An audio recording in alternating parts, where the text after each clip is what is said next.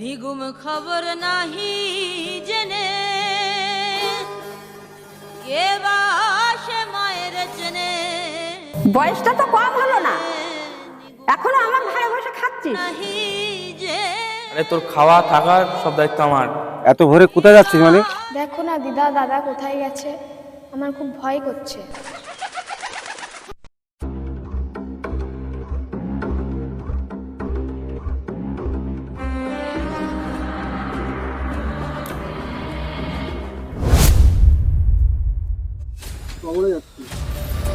আমার নাতি তো শহরে চলে গেছে। দাদা কোনো কাজ হবে?